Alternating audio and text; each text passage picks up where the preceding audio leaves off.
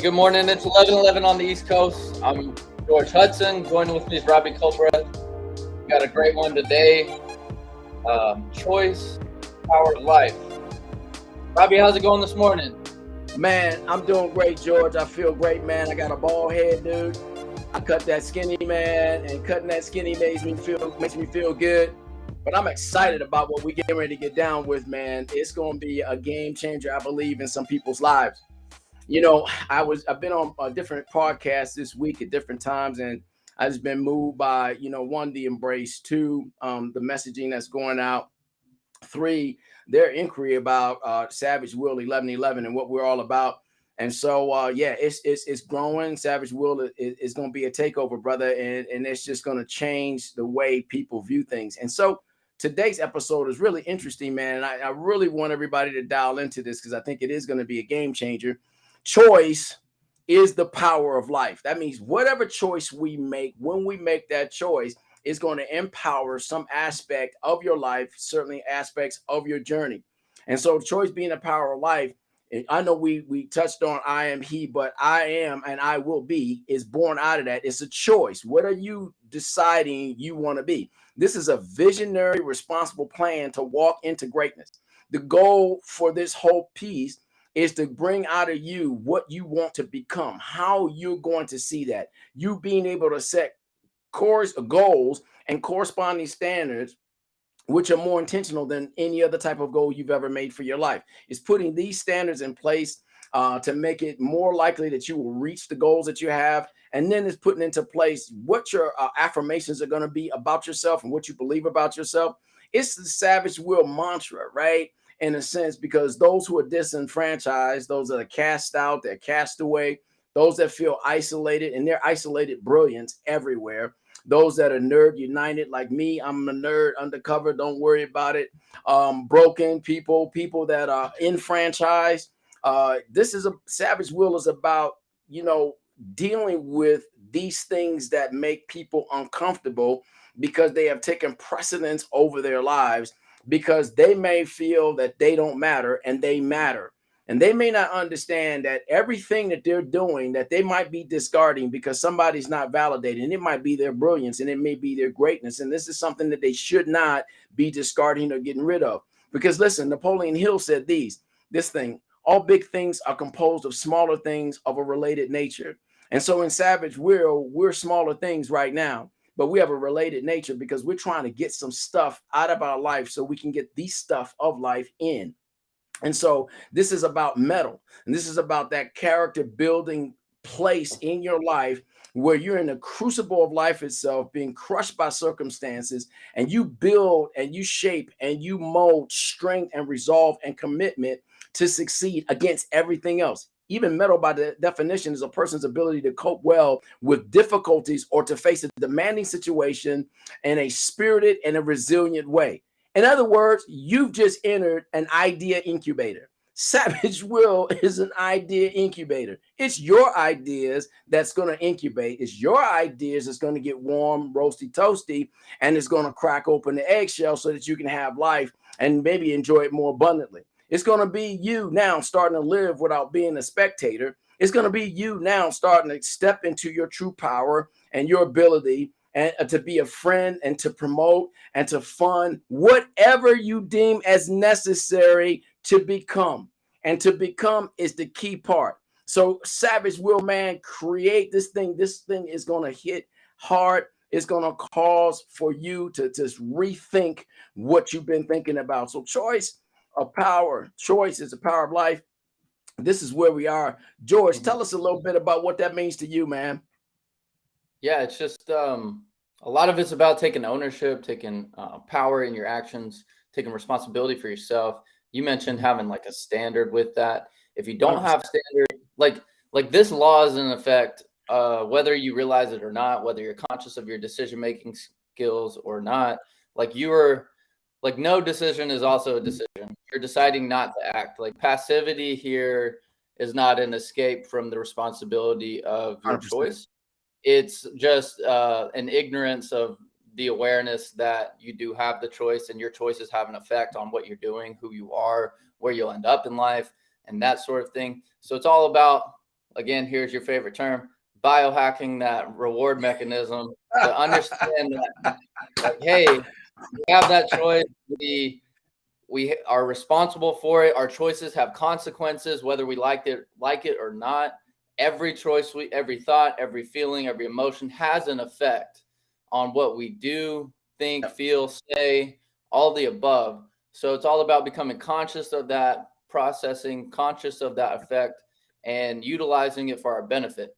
Yes, things do happen. We have emotions, but it's all about responding rather than reacting. I like that, George. Responding. Go ahead, hit that. Yeah, man. Having that conscious effort to say, there are some things in my life I can't control, but I'm not going to let them control the direction that I go. Right on. We all have situations. We all have things that we're battling. We all have, a reason to be tired and say no. But the choice that we make is, in fact, to act or to not act, to chase our goals or to not chase our goals. So it's all about, taking that ownership, walking the path into being rewarded for our choices instead of being punished for our choices that we don't make. 100%. But no choice, again, is also a choice. Dude, this is hot, man. We're on a hot topic right now, right? About power, right? The choice of power is the choice of life. So check this out. And you mentioned about a brain hack. So I see brain hack as an opportunity to brain up and to heart up. So if you look at that picture right there on my wall, man, that's what that thing is all about. You brain hack, right? And you connect that hack to that heart. And then you get that passion, and you do just like you said, George. You start responding instead of reacting because you have a master plan that you're starting to put together, and you'll realize here's part of that awareness sequence that you were talking about. When that idea comes, and when that disappointment happens, and when that lack of comfortability is occurring, that is your entry point. It does not have to feel good. It does not measure to your emotions because it's not intended to measure to your emotions. You have to understand that is the entry point. That's where you are now aware that it is my opportunity. I just stepped into this vessel. I just stepped into this vein. I just stepped into this capsule, and it's telling me it's my time. There are a lot of forms of power. So check this out. There are a lot of forms of power.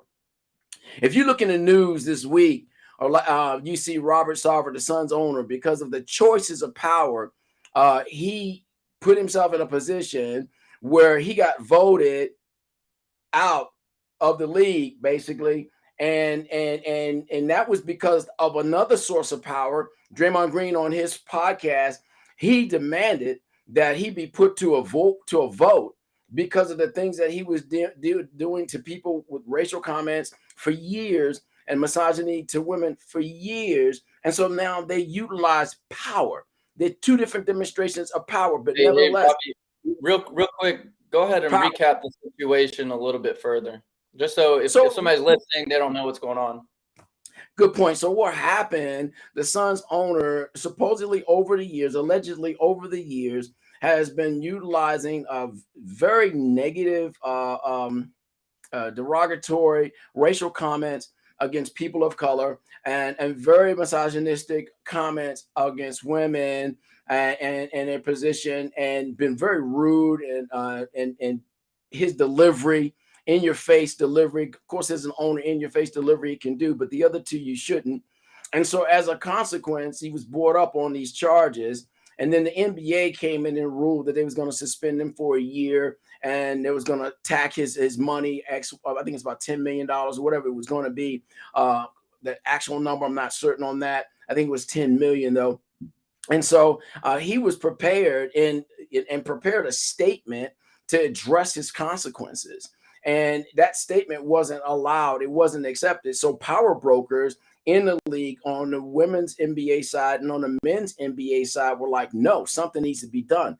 But Draymond Green, exercising power, the choice of power, right? He on his broadcast says, no, the NBA must put this to a vote. A decision must be made. We're just not going to let this flow out any kind of way. A decision must be made. And as a consequence of that thrust, and the LeBron James and the Chris Paul, CP3, and some of the others getting behind it, some of the notable NBA women getting behind this piece, man, he got voted out. So he is now in a position where he has to sell the Suns and the WNBA Mercury, right? Because of the proper use of power. Choice of power is our ability to discern the seasons of change and transformation in our lives. You need to write that down.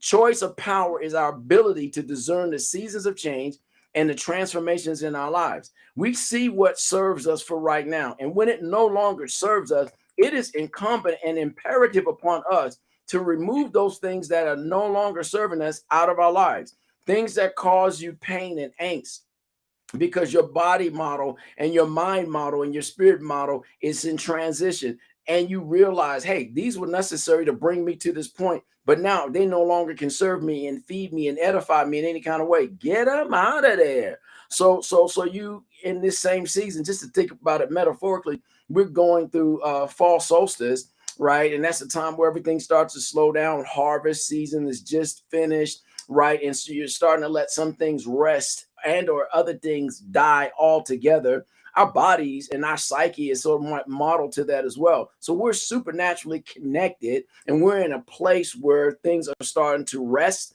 and things are starting to die down, right? And if we operate in our highest frequency, we touch into that God spark, hallelujah, then we look at the spirit and the truth that's speaking to us right now. We now start to take experiences of frustration, experiences of greed, experiences of need, and we start to say, it's time for those things to pass. We're in a season of manifestation, but that manifestation is going to grow out of rest. It's going to grow out of release. And so we've got to embrace this way, this truth, this light, and this life. And we've got to allow for some things to die so that we can have victory. We got to allow some things to live and incubate so that we can have transformation. And I believe that we're in that kind of seasonal change right now. Go ahead, George, light us up. Yeah, so it's just, you mentioned something earlier, kind of like our emotions and our triggers and the things that, playing off of reacting and not responding and not reacting, rather. And one of the things I've kind of been learning about lately is how our emotions and triggers, like those, are our teachers. And like you said, sometimes we have to let things die. And, in this season of the fall solstice and, the dying down, the taking a break, reevaluating things. I think transitions are really big. Transitions are either an opportunity to spring forward towards our goals or to kind of just, revel back in whatever we're floating around in. So like one example of how emotions and triggers can be our teachers is, if jealousy is one, a lot of people or most people would just say that like jealousy is 100% bad. Like no one should be jealous, that sort of thing. But I think like if you're jealous of somebody for having something, I think that just is a reflection of the things you want in life sometimes. So it's not that you want to be jealous or have that longing for something and then go and take it from that person. But it's more of like a, hey, no, I can go out and get that as well. And there's enough for everyone. And that person is happy with what they have. And I want to experience that, whatever it is, whether it's like a fruitful relationship with a significant other, success in the workplace, just that can be a mirror or a reflection of, hey, maybe like I'm not on the right path, or maybe this is evidence that I desire something more than what I have, and it kind of, you can use it to your benefit and not beat yourself up about desiring to have something that you don't already have, to go out and have the motivation to do it, find your why in that pursuit of it. And as long as you can shift it towards a positive lens, I think that that's something that's fruitful and beneficial. And it's going to allow you to have some more of that satisfaction and joy of the chase, of the discipline, of, that biohacking, that reward mechanism of the dopamine and all those things of that achievement and getting those results. So it's whatever it is that you find yourself like, hey, looking at this person XYZ that has, whatever, you can use that and twist it and be like, no, I'm happy they have it because that means I can have it too. Right. And I have the power of choice to go out and pursue that and, get that as well. I think I dig that, man. I dig how you coming about with this thing right here. And so I relate that is choice of power is a source of life versus the death response, right? So the life part of what you're saying is I can do this too, and I can have this too, and maybe I can do this better. The death response is who do they think they are? What do they think they're doing? Do they think they're better than somebody else? And so that's the biohack right there, man. And you've got to be able to manage and know where your emotions are to understand what plight or what progress is going to happen based on your response type, right? So I look at some parts of this and I put it back into a scripture perspective because one of the places I look to for growth 100% is in the scriptures. In 1 Corinthians 15:55, it says, where, O death, is your victory? Where, O death, is your sting? The sting of death is sin. And so I understand sin is the missing the mark or the immediate root cause of us missing the mark of elegance, brilliance, extreme actualization, and helping mankind. That's my thought, right? And so if I'm missing the mark of operating inside of my elegance, of operating inside of my illumination, of operating inside of my brilliance, of operating inside of my extreme actualization, that's on me. That's a death statement right there. That's a death and doom. But when it gives life, it's I can do this, I can be, and I shall be. And then it's like what I tell my sons: listen, don't follow the crowd, make the crowds. Listen, be a human highlight, meaning that you're living your life in such a way not to be seen and not to be loud and noisy, but in such a level of achievement that in that level of achievement, people are gravitating to what you're doing, what you're proposing, and they think is the most wonderful experience in the world, and they want that for themselves. Do you understand that? So that's nothing wrong with that. So watch this. And the strength of sin is the law. Law is the legalism, the religion, the traditions, the externalism, the modeling after the gloom and doom that other people have been doing for all their lives that can create eternal punishment. I believe eternal punishment starts within before you even die because you believe you can't, because you believe somebody else got it for some other reason other than the fact that they put their work in. Right. But thanks be to God, which gives us victory through our Lord Jesus Christ. That's that I am he model of truth. And if I operate inside of my I am he model of truth, my I am he model of truth tells me this: I can do all things. I can be anything. Everything is possible for everyone who believes. So then my choice of power says to me, I make this decree and this declaration for my life that I'm going to write out this discipline impact statement for my life. It's my discipline impact statement for my life. I'm going to write it out. I'm going to put standards of achievement in there. I'm going to put those standards of achievement because I must achieve it against the goal. The goal might be somewhat, and if that goal is not bigger than you, if it's not bigger than your resources, if it's not bigger than everybody that touches on your life, as the Lord put in my heart years ago, make no small plans for the Lord. If it's not some gigantic goal that is almost impossible to reach, it ain't big enough. And you've got to make it big enough. And don't give yourself an out with the word easy, because easy has a friend called lazy, and lazy has a friend called sleepy, and they have a friend called excuses. And as a consequence, you may never get to what you deserve, get to what you want, because you don't have your I am he model of truth in operation. George, drop the mic on this next part, baby. Come on, let's do it. I thought you were about to go full-fledged Seven Dwarfs on me. Lazy, sleepy, dopey, sneezy. Yeah. I was like, well, I can make you all those things too, but hit the mic, baby. That's it. yeah, it's just kind of got shifted from my point a little bit, but you make a lot of great points. It's about stepping into, having that vision. I think one of the biggest things that gets in the way sometimes for me is like feeling like you have to have it all figured out to move forward, feeling like you have this skill mastered before you step into it. And I spoke with, a very successful business guy, a friend of mine connected me with last weekend. And he was just like, no one ever has it all figured out. And that's kind of like the myth that people buy into is like, well, I don't know how to do that. I can't start it. I don't know anything about that. Well, the people that become successful in business, they see the same thing too. They feel that thought as well. They just move into it. They're like, all right, I don't know what what I'm doing basically, but I'm going to start, right? I'm going to start where I know. I'm going to start asking people. I'm going to have a plan. I'm going to come up with a schedule. I have the choice to do that. And then the people conversely are like, they're choosing just not to pursue it. That excuse is big enough to prevent them from moving forward. So that's hot, man. That's hot. Hit it, baby. Yeah. Hit it. It's just that I think that's the difference between success and failure. And, success and failure. Pick this for 1 second. I dig what you just said. It's the difference between success and failure. There's an underlying statement that I want to drop in here. I want you to get back on what you were saying.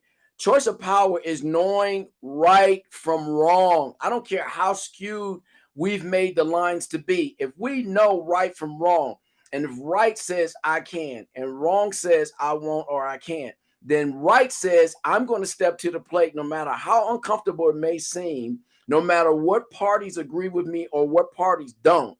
I'm going to jump into this thing because I believe, and I'm going to allow for this to go ahead and manifest and control all of the actions that I'm going to get involved in from this point forward.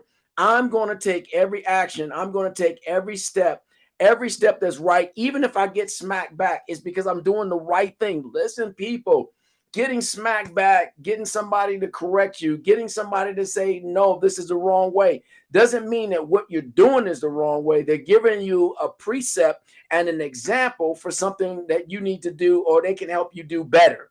And when we really can distinguish that as a right and wrong, or as a better or worse, or better to better, then we can keep it moving. We can keep it fluid, and we can keep going in the direction of power and of change and of transformation. Watch this. George, you get ready to get on deck, man. Get ready to be on deck. Listen, I looked at something that's just still blowing my mind about power. Think about this. Less than 1/1000% of the people on the planet control 7 billion people. That's absolute power. How in a ham sandwich and buttermilk biscuits did they get the right to do that? They wanted something. And they wanted to be in office where they can make rules and regulations and control masses. They wanted to have businesses that are multi-billion, multi-trillion, multi-billion dollar businesses. They saw it. They saw a no limits workforce in their brain, a no limits a think tank in their brains. And then they started to assemble other people that had no limit thinking, or probably had some limit thinking, but they saw that it was a no limit heart set, mindset that was connected in somebody that could carry out that vision. And they're like, I'm going to put my money behind that. Like, there's a billionaires out there looking at us right now. They're like, these nutbags right here can influence a lot of people. And these nutbags right here can help a lot of people that want to actualize. And I'm going to give these nutbags right here some gooby dust so they can go ahead and get going and make this thing work. There's some people, George, man, you better drop the mic, dude, because I'm about to run with this, man. I'm about to run, dude. I'm telling you. I think it's so, like, kind of what I was going for is the difference between success and failure is just whether or not you're going to decide to wake up in the morning and put the boots on, strap them up, and give everything you got to what you're doing.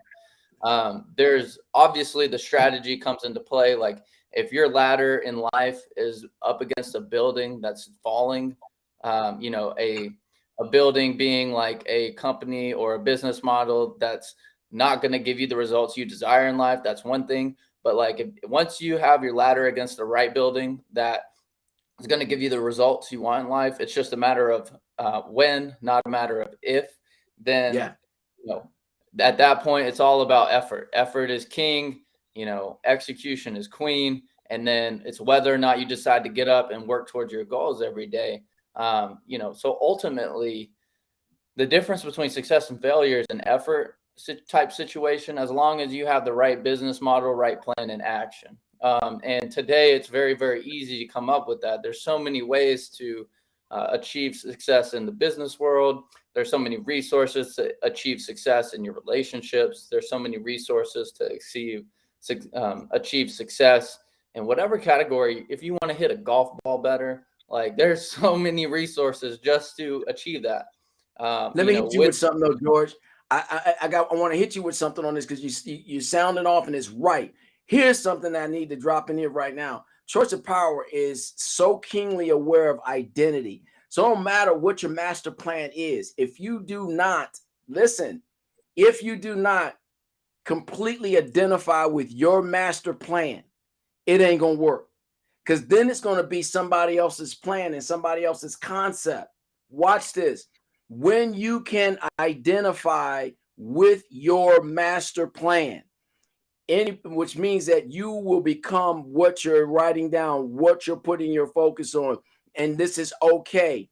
If you don't come to the place of that type of identity statement, it ain't going to work the way you want it to. Watch this. I'm going to drop a nugget on you. It's a nugget. Listen, this is where I'm at. When the Messiah said, I am he in the scriptures, watch this. He so deeply identified with I am, which is God, who said, I will be, so he became.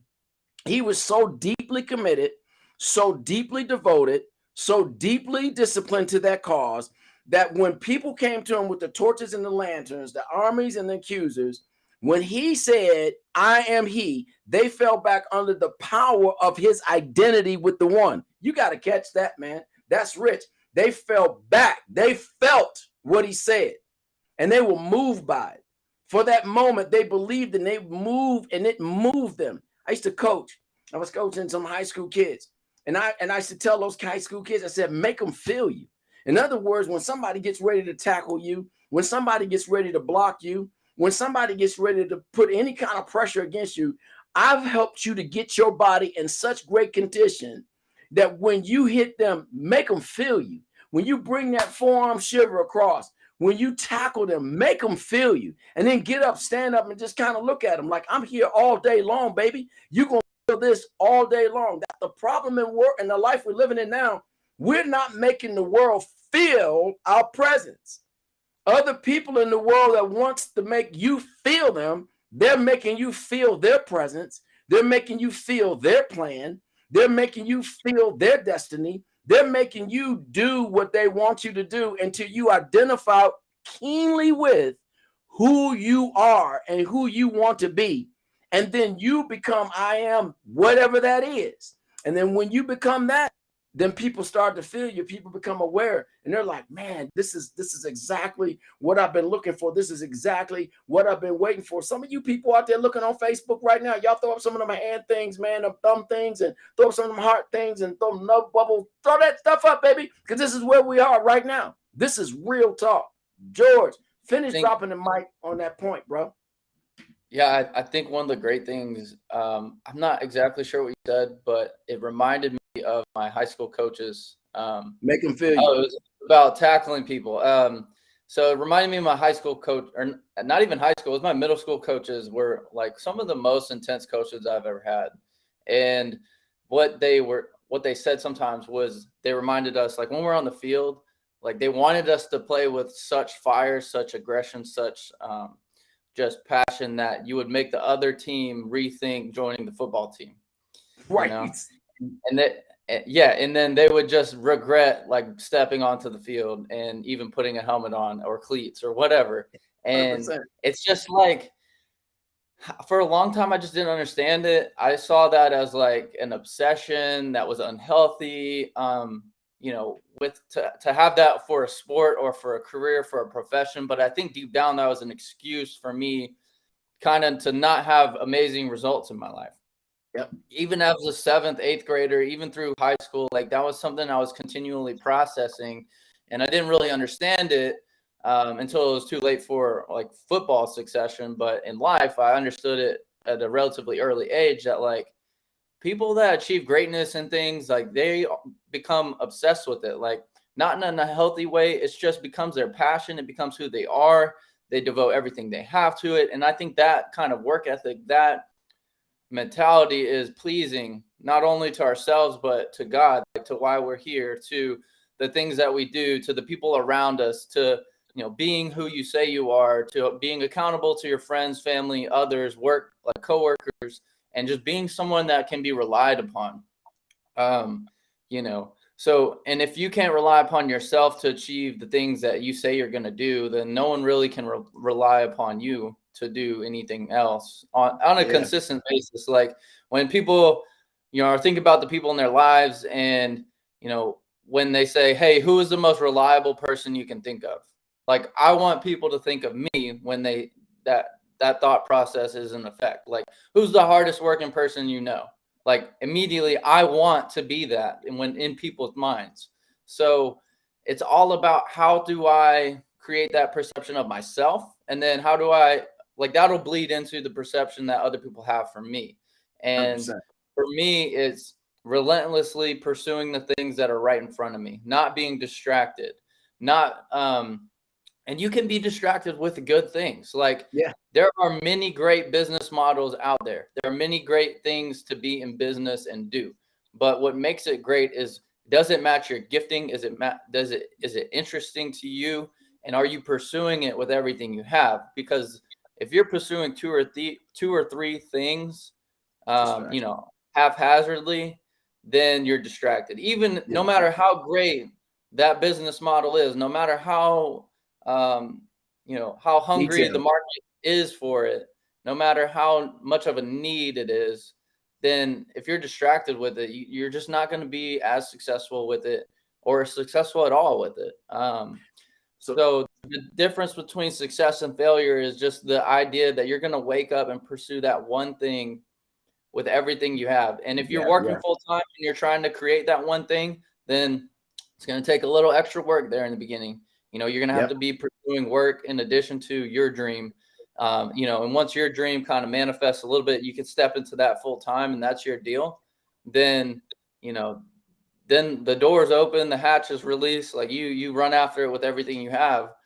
Um, you know, Go for it, so man. That's the make them feel you mentality right there. Choice is the power of life, and that reveals that what I commit to in discipline, higher standards of achievement, it's going to lead to the higher purpose of what I'm going to use my money for. It's going to cause money to flow my way in order to do the things I want to do. This is going to bring into focus the balance of my choice to be. I will be whatever I have determined I am, and it's going to be your cause. It'll become your purpose. It'll become your personal spiritual awakening and wisdom, and at another level and dimension altogether, where everything is going to collide, and it's going to help you create, and it's going to help you cast the vision that you need to cast. This is like a wide net that's cast for those people that are trapped, to get snatched out of the noise of mind and flesh trafficking by those fossilized word concepts and constraints. And that's constraints that's caused them to not have enough demand on their discipline, not have enough intention, thought, action, and speech, study on the discipline that they want, not have that experience. This whole work right here is about having that experience. Savage Will is here just to, the focus is to cause us to get unlocked, unhinged, untethered, untrapped, right, from the mind and from the soul and the intellect and the physical trappings that come along with not having that experience. No one wants to be an onlooker of their own goal and not be able to achieve it. That's called frustration. You have a goal that you placed out, you've put a plan behind it, but you don't have the will to put the work in it so you can see the outcome of it. And all you do is see the writing. All you see is that you wrote down, and it never comes to pass. That's hard. That's a heck of a lesson to tell you that you're not moving in your vision and in your planning and in your discipline to fulfill your I'm hopes gonna and hit on dreams. that real quick, Robbie. Get it, man. Like, that disappointment, it can show up as different ways. Sometimes it shows up as like anger towards other people, because There it is. sometimes we don't correctly analyze ourselves in our own situations. Sometimes that anger or that disappointment, sometimes it'll characterize as what I was talking about as the jealousy, and then we go Yep. down the path of, they don't deserve that. They didn't work Yep. hard for that. They didn't do what it's their fault that I don't have it. It's the man's fault that I don't have it. It's the woman's fault that I don't have it.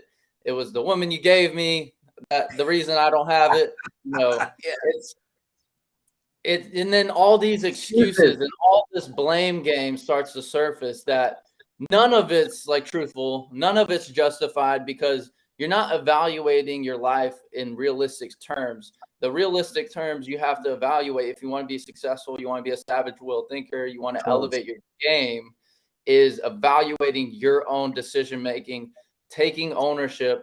I am not where I want to be because it is my choices that have led me to where I am. Choice. Whether that's your choices feeding through your influence that you've allowed to speak into your life. So yes, you might have someone influencing you to do stuff that's not beneficial, but you gave them that ownership. You know, for kids that still live with their parents and it's not a fruitful situation, that's kind of a difficult situation too, is that at some point though, you have to break apart from the mold of like what your parents are teaching you. If it's not fruitful, not beneficial, not a great environment, and then step into like, hey, this is the part of growing up, is taking ownership of your actions. And some people still haven't grown up and they're 40, 50, 60, 70 years old because they don't take ownership of their actions, and they just kind of have been floating on through life, and the gears haven't clicked, the light hasn't turned on, something's happened to where, you know, they're just kind of aimlessly wandering, aimlessly doing what they've been told, you know. So, but for the people that want to break free, that we are actively trying to do and talking to, is that you have to take ownership and then making good choices. And when I say good, I mean like choices that you want to make. Like we all do things that we say we shouldn't do. Like the phrase that comes to mind is "do as I say, not as I do." And you hear that all the time, and you're like, "What the heck does that mean?" You don't hold true to your beliefs, your morals, your code. Hypocrisy. It's hypocrisy. Yeah. So it's all about breaking the rule.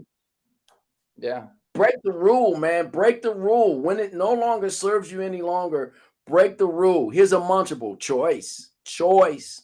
Choice means break the rule. Step into that new untapped and that untraceable you. Watch this. Listen to what this means. If I step into that new untapped, untraceable me, that means everybody I gave power to, I took it back. And because I took that power back from them, they don't know where I'm at. They can't find me. They can't connect to me because I've removed that connection. I've removed that supernatural umbilical cord. I've taken back the control they had over me, the opinions, the validation regions that they built around me, because I gave them permission. I took it back. So I broke the rule. I was supposed to stay there so they can commiserate and feel bad and make me feel worse in their world. So I got untrapped. And now I'm in that untapped, untraceable me. And being in that untapped, untraceable me, they can't figure who I am anymore. They don't know how to oppress me, how to attack me, and how to bring me back down so they can control me. This is what is a part of your greatness. And this is a part of the legacy you're going to leave if you have children, to your children. I got untrapped. I got untapped. And I got untraceable. So I was able to move forward and accomplish things that the same people that are allowed to have power over my life thought I would never do. I'm here at my age, and I was told as a child, you never live to be 24. You're going to end up in jail. You're going to end up dead. All these things that everybody was saying about my life. And I'm like, that's not my life. I'm not doing that. You're going to be dumb and stupid and all this kind of stuff like that. I graduated in the top 2% of all my classes. Could it have been the top 1%, but I played sports all the time. No excuses. What I got was what I wanted. I'm not going to allow myself to be ruled by that kind of stuff. And so that put me in a place sometimes called unruly. And because I didn't want to be controlled by that kind of mindset anymore. Let me say this right here. You got to get, at some point in time, you got to be ready to partner with the stars, baby. And what I mean by that is, I ain't talking about nothing spooky. I'm talking about something elevating. I'm talking about when you're ready to partner with the stars, you're no longer thinking about being earthbound and just doing what everybody else, the common group, does. You're not thinking about being a part of the herd. You realize that God's given you something, a unique, wonderful, marvelous gift on the inside of you, and you're ready for that to start to emerge. You're not doing that because you want to be in control of somebody else. I don't know if you do or not, but I don't. I just want to be able to be what God has intended me to be. And that means I have to move up and not be contained or trapped by the earthly stuff, the stuff that wants me to just always spend my money on stuff. the stuff that makes me want to always do what everybody else is doing, binge watch television, get locked up in nightclubs and all that kind of stuff. I don't want that stuff. Listen, I ain't judging nobody. I'm just telling you, I don't want that stuff. I want to actualize. I want to release thought, action, speech, cause intentionality, cause purposeful living, impact the world, change the world, one person, one family at a time. And that's my mantra, my goal. And I have to shift and change and grow and mature and let my thoughts become freedom fighters so that I can help people get into that place. Here's a multiple of truth. Commitment to higher standards of your truth and actions is the start of many achievements. I'll say that again. Commitment to higher standards of your truth and actions is the start of many achievements. George, before I drop on these multiple standards, man, light this thing up, baby. Put some heat on this. Put some heat on it. Yeah, I love this because you mentioned like going out, going to the nightclubs, going and doing that. And, you know, a lot of people, I would say 90% of people do that at the expense of their dreams, do that at the expense of achieving higher results in their lives. And I say that because it happens on multiple levels. Not only are you out late, giving your energy away, I'm really big, this, Robbie, but anyone listening, I'm really big on health and wellness and being in tune with the natural rhythms of the day. And I think there's something very spiritual about that. I think there's something spiritual about being in a natural environment that God created, the original creation. I think we were meant to be, out in the wilderness, naked, roaming the garden. I think there's hold it, dude. You just talking about you running out there streaking. You out there streaking. George, you out there streaking, baby. I'm messing with you, man. Go ahead, do your thing. I know. But I think that like our original design was to do that. And, before I guess the fall and other things like that became weird to us, like being naked was normal in original creation. And outside in the sun, in natural environments, like whether it's on the beach or in the garden or in the woods or like whatever, like that's just what it was. And it's funny to think about now, but like that's very anti what we do now. Now we're inside, we have indoor lighting, we're up at night when we really weren't up at night before, and that sort of thing. So like in relating to the collective approach and relating to making higher decisions, achieving that higher self, I think there's a biological rhythm that we can, on a molecular level, vibrate higher, have a higher consciousness, our healthier choices physically relate to healthier thoughts, relate to healthier goals, relate to a higher mindset and more positivity. Like I think all that is so crucial in achieving your goals. So you're going directly against the original design, in my opinion. Like I'm not judging people, but like in my opinion, I'm going to use everything I can use to help me achieve my goals. So if 100%. Going out at night and drinking alcohol is something I have to give up, then I'm going to do that. If I feel like it's going to help me achieve my goals and get to where I want to go. And then where alcohol comes into play, a lot of people justify that as like a dead food. It's something that brings your molecular consciousness vibration down. They call it a spirit because it's like it's bringing you lower. It's like killing your spiritual body. So a lot of people are familiar with that concept, but I think it holds some truth. I'm not gonna like sit here and pretend I'm an expert about it, just based on the way alcohol feels to me when I drink it the next day, the next 2, 3, 4 days.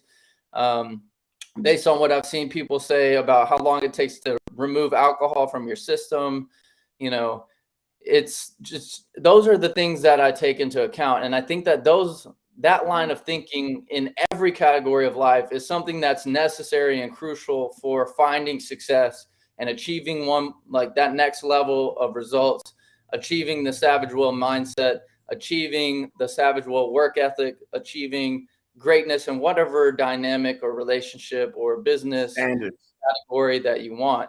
And then just to wrap up the point is your choices can either free you or they can enslave you. And that's it. that's it. You know, that's what we have. That's the objective. I didn't write the code. I'm just the messenger. And, you know, I don't always love it because, you know, everyone makes choices sometimes that they're not necessarily proud of or they don't necessarily want to align with. It's all about minimizing the negative, amplifying the positive, making room for that, and growing in our process to do that. But dude, we gotta come up with standards, right? A standard is by definition is a type of achievement which where we all strive to attain what we're actually seeking to do. So we need to create standards, right? So a munchable standard right here is I encourage you to establish your hustle diary and library. Establish your hustle diary and library, right? And this is where you chronicle your truth. And it begins to manifest as a type of reality because of your hustle library, right? The things that you put in your library, that quote of every day that you log or that's logged in, and then you then write out the outcome of it. That's part of this standard. So my hustle library, I'll invite you in for a hot minute on some of them. In my hustle library, I say, I make them feel you. Put your work in. Pay the man, get paid, grind, no limits, no fear, no retreats, no quit, never ever give up. Have faith in God. I can do all things through Christ. Nothing shall be impossible to those that believe. I make all things possible. Why not me? Make them feel you. Prove them wrong. I can, so I will. I am he. Savage Will, 11:11:11. Do it, believe it, own it, see it, receive it, go get it. These are pieces that are in my Savage Will diary and library, man. This is stuff that I look at and I chronicle things that occur as a result of these statements, as a result of these changes in positions, as George was talking about, as a result of me going to a higher frequency to get other data points that I can bring to where I'm at right now, or they can bring me up to where they are, those luminaries. I get to those luminaries and I let them go ahead and teach me. I learn from those things, those ideas, those concepts, right? And then I enter into no eye has seen and no ears heard about this greatness that the Lord has ready for me. So I begin to speak things that don't exist right now. I speak them as though they were existing. I operate as though they're existing.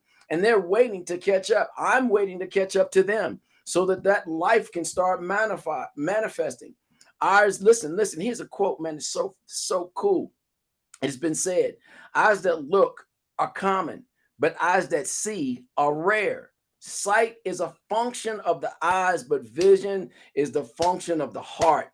There's no greater source of confidence than that of vision. Vision is the key to unity, the magnet of commitment, and the motivational stimulus for personal and corporate discipline. The late, great Dr. Miles Monroe, had the privilege of meeting him at From the Heart Ministries years ago and our men's fellowship. He sat with the late, great Dr. Cherry, John A. Cherry. And I got a chance to meet him before he put his book out about vision. Man, this is part of our standard. We have to be able to write the vision. And you don't have to know all the pieces and components of the vision when you write it down. If you start off, I want to be a millionaire, to know what your why is, why you want to be a millionaire, right? And what's your concept? How are you going to start tracking to become a millionaire? I'm going to keep more than I spend. I'm going to start saving 10%, tithe 10%.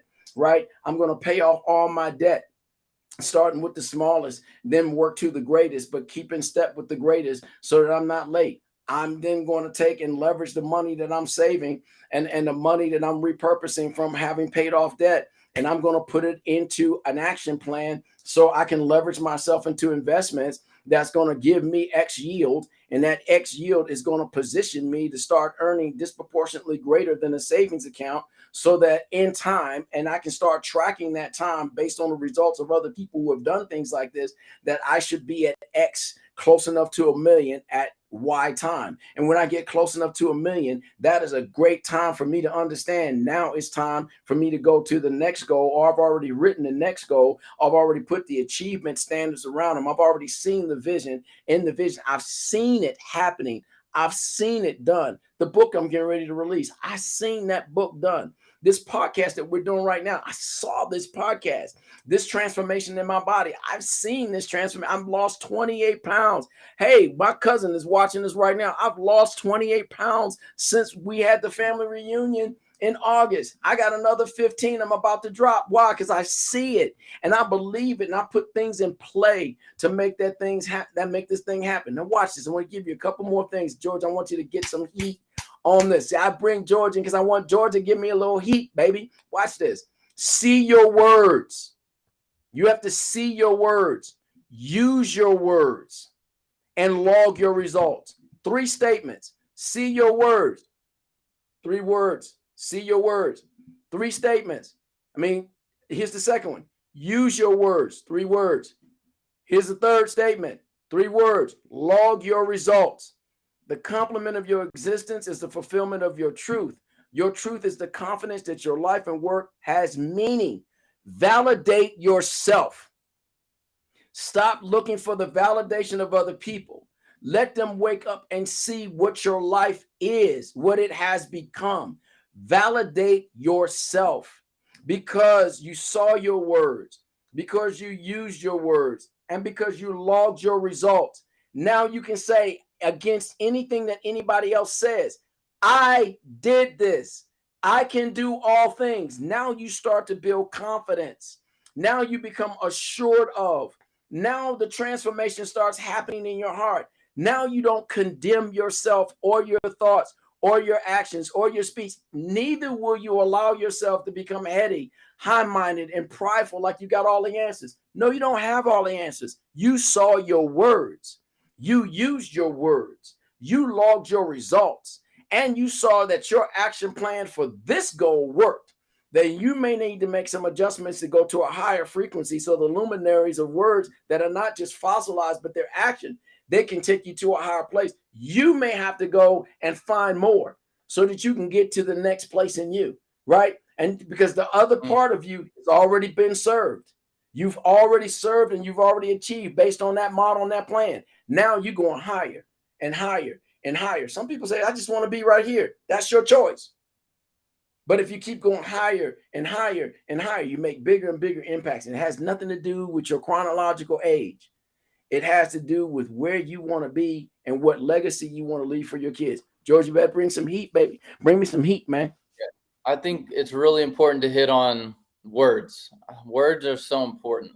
Sometimes we can't always control our thoughts. We can work to, we can strive to, we can make effort to control our thoughts and control our thought patterns. Sometimes things happen and our thoughts kind of run awry, but like our words, we have a much better control over. And I think especially nowadays in the younger, high school, middle school, like and below up to college, there's just some phrases that become prevalent. And I don't know that people really understand what they're doing when they say things like, I'm dead or I'm weak.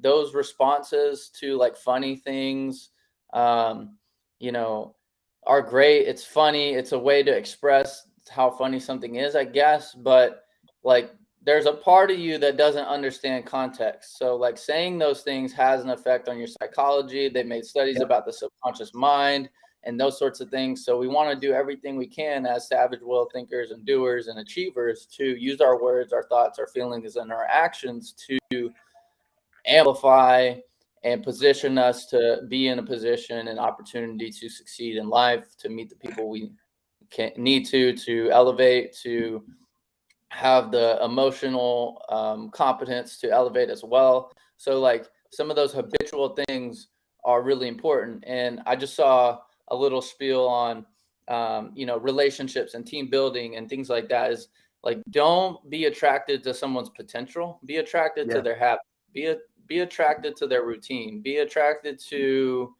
the things they do on a consistent basis.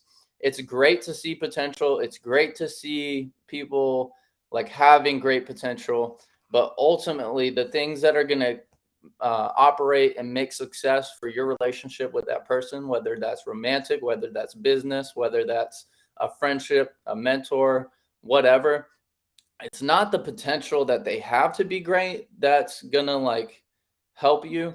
It's the routine that they've built in that makes them great. It's the daily grind that makes them great. Because we all have potential to have great things in life. We all have potential to achieve greatness. We all have potential to do things that would blow our imagination out of the water. We all have these things, but it's like our routine, our discipline, our choices that we make, those are the things that are going to get us there. And how we think, how we speak, the actions we take are all tools we use to create that routine and discipline to help us get to where we want and need to go. So your words, just like your choices, are either giving you life and giving others life, or leading you to death and destruction and leading others to death and destruction. And I think there are some forces at work that just influence like younger generations to have these unconscious like routines that are somehow popular in culture. Like pop culture is something that is pop culture for a reason. It's not for the individuals. Like you tell your sons, Robbie, that like don't follow the herd, create the Don't herd, follow or the crowd. Don't follow the crowd, create the crowd. Exactly. So that's just another way or another nuance that you can set yourself apart. And sometimes the crowd won't like you for it, but it's all the while worth it. It's okay. It's the battle we choose, and it's the battle we have to face if we want to elevate and step out. Build a garrison around your choice, a garrison of your thoughts, right? I want to tap on something, George. You said we can't always control our thoughts. And it's true to an extent, but the way we control our thoughts is how we use our words, right? So when we see our words and we begin to start using our words, then we begin to start controlling our thoughts. Because when an invader comes into your thought life, you're like, no, you don't belong here. I can do all things, right? I've already done this. I've already done that. And you say, well, why should I have a conversation like that with myself? Because I'm reminding myself of the results that I've already achieved from seeing my words, using my words, and logging my results. That's why I gave those 3 principles. See your words, number 1, use your words, number 2, and number 3, log your results. So when an invading thought comes in, and you're responsible for every thought that comes into your mind, because it can produce an action, it can produce an emotion, it can produce a journey that you either want to take or you're going to take involuntarily that can mess your life up. That's why you want to have those 3 principles in play. So when the invading thought comes in, you can bring that thought subject. In the scriptures, 2 Corinthians 10, 3-5, it says, bring every thought and action subject to the word of God. That's what that means. In other words, with me having a renewed mind, let this mind be in you that was in Christ, and having this renewed mind that we've spoken about in the book of Romans, that means that my thought life, I'm responsible for controlling. So control your thoughts. You got to see your words. You got to use your words. You got to log your results. And watch this.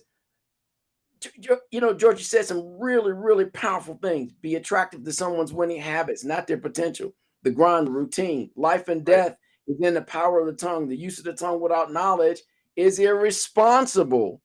So you've got to build a garrison of thoughts, action, speech around what you're doing. Those thoughts may come in the middle of the day. I've got a little notepad and I get thoughts in different times of the day, and I just write those thoughts out. So watch this. I'm gonna give you some practical examples.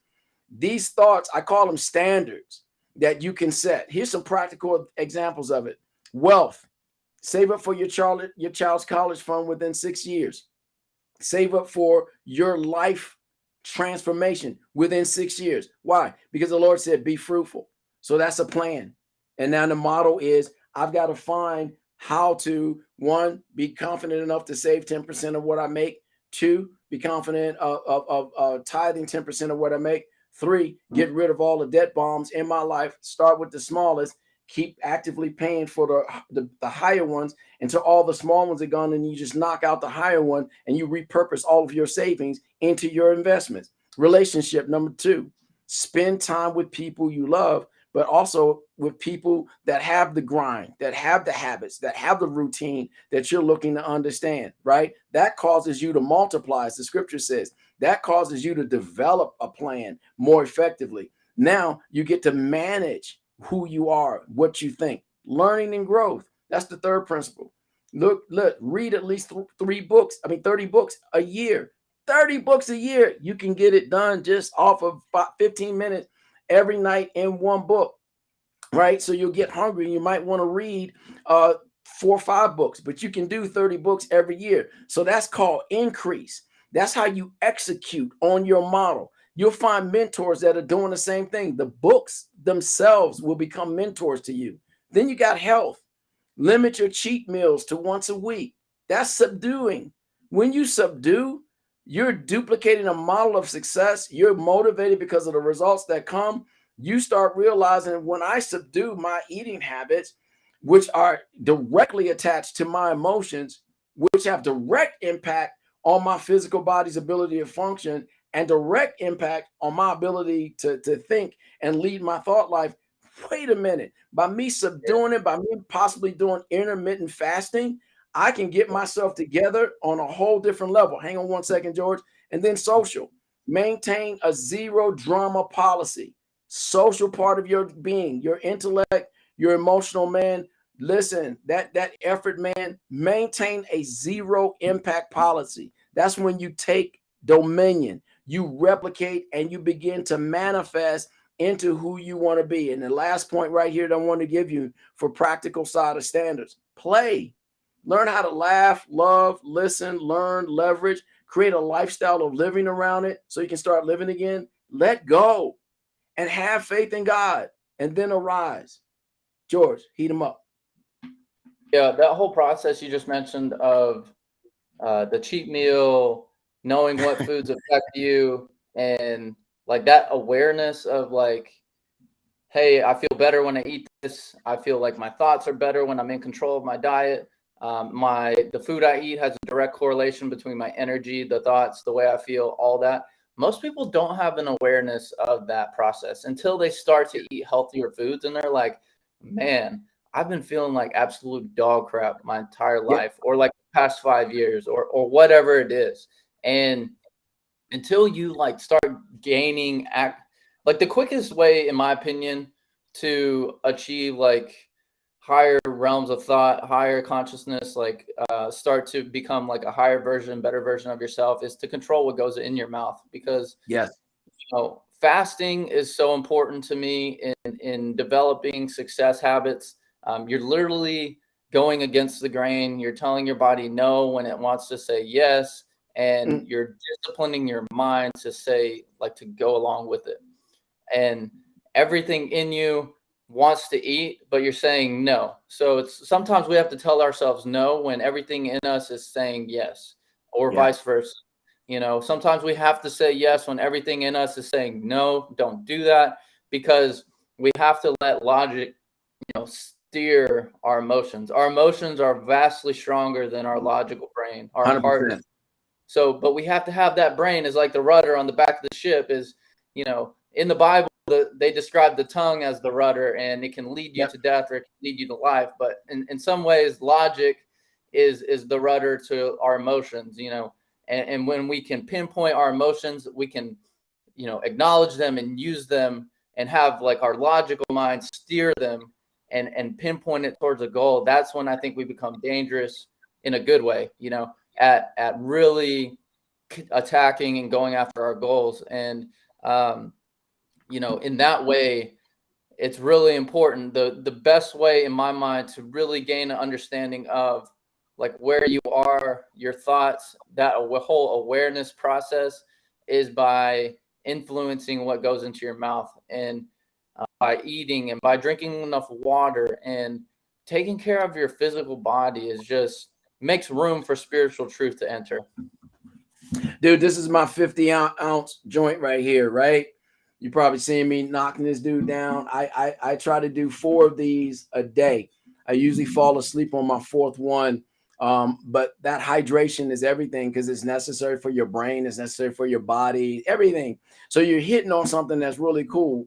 What is an achievement-oriented person? This is why it's cool right here, because achievement orientation is an emotional and a social intelligence leadership competency. This is something we must do. This is something we take action on. And we create a standard of excellence. We create a performance model. We create things that can be better in our lives off of this alone. And so this is why that's important. This is where you model, mentor, manage, motivate, manifest, and then money starts coming to you because you're organized, right? And that organization model happens at every level of your life. You gain proper understanding of how people with means, money, power, influence operate and how they adapt, how they align themselves, how they adjust themselves, how they associate, what they allow in their lives so that they can achieve. You make sure you get those cues from those people that are winning like that. And then you become flexible enough that you start planning your vision around what you do and what you want around some of those cues of success. That's the purpose of the cue. If you can follow some of these cues will lead you to this kind of result. You just have to taper it to what you're wishing to do. That's why I put in there this the wealth, the relationships, the learning and growing, the health, the social, and the play. Those pieces right there, they are things that should be in your life, right? But the Lord said, be fruitful, multiply, increase, subdue, and take dominion. That's why there are corresponding actions, there are corresponding standards that are going to lead to excellence no matter what you do. That helps you plan, develop, execute, duplicate, and replicate. That's where that comes from. That's where those principles happen. And then I get to play like in creation. He rested. After he did everything in 6 days, he rested. He hydrated. He rejuvenated. He just allowed for himself to relax, right? We can put too much on our plate sometimes and we never relax. We never let go. And therefore, because of the emotional strain and because we're not hydrating and eating properly, because we created a stress bubble for our lives, we can't get what we want. So that's why we bring in this savage understanding so that we can have a balance about what we're doing, where we're going, how we're going to achieve it. And it's a model. It's a plan. Doesn't have, listen, you don't have to take it all. That's not what we're here for. We're not telling you to take it all. Like when I talk to people throughout the course of the day, I just want to give you some ideas and I want to give you some strategies. And I put this caveat with it. I said, you don't have to take and do what I'm telling you.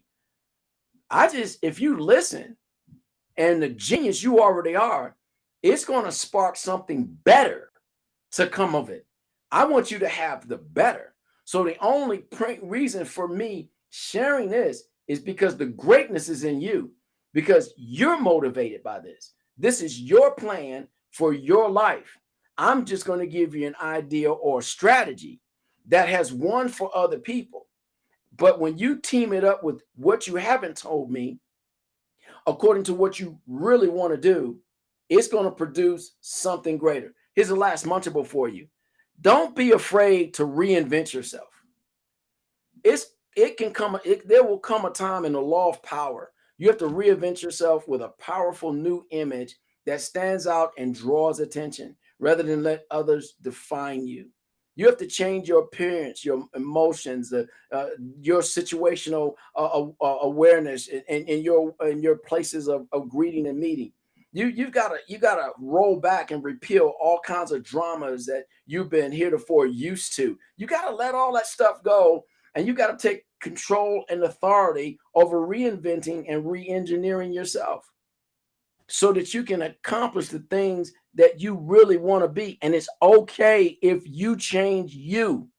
Please get comfortable with that, because you may have grown up out of something you've been doing and trying to accomplish to please someone else.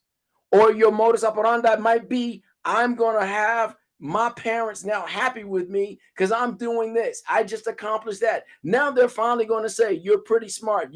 I knew you could do it. And then you feel good. Wait a minute. When I reinvent, when I reinvest, when I re-engineer me, it's for me. And I've broken the power of anything and everything off of me. I see my words.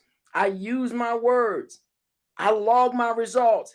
I'm doing me uniquely, brilliantly, marvelously, elegantly, successful me. And just to break those chains alone, that's success. Success is not always modeled in money. Mm-hmm. Some people will never have millions, billions, and trillions. That doesn't mean you weren't successful. But to break out of whoever's enslavement so you can be uniquely and marvelously you and put an idea or strategy in somebody's head that can make them amazing, that's winning. That's winning. George, you got to take us home, baby. We're right there, man. I love that. So many great points. I just want to end with this one quote. I bring up Will Smith a lot, and I think people are amazing in every single way. And just because people make mistakes, I would preface, you don't discredit everything they say. I might not take Will Smith's relationship advice, but in terms of success, he's one of the greatest, in my opinion. He says, there's a redemptive power that making a choice has, rather than feeling like you're in effect to all the things that are happening to you. Make a choice. Just decide what it's going to be, who you're going to be, and how you're going to do it. Just to make that decision.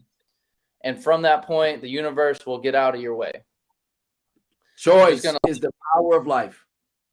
Yeah, it's the beauty, it's the frustration, it's all of it. But we're going to close on that point today. If you're listening with us, go ahead and drop a comment. Tell us what you liked. Tell us what you didn't like. Tell us what you want to hear more of. Tell us where you're hearing or you're listening from. We're going to be live here 11/11 next week on Saturday. Please like and subscribe. Share this with 3 friends if you thought it was fruitful, and go out there and be a savage will thinker and doer. Do it, baby. Thank you all for joining in Facebook land. Thank everybody else for joining. Thank you, guys. George, you're amazing, man. Love it, man. Love it.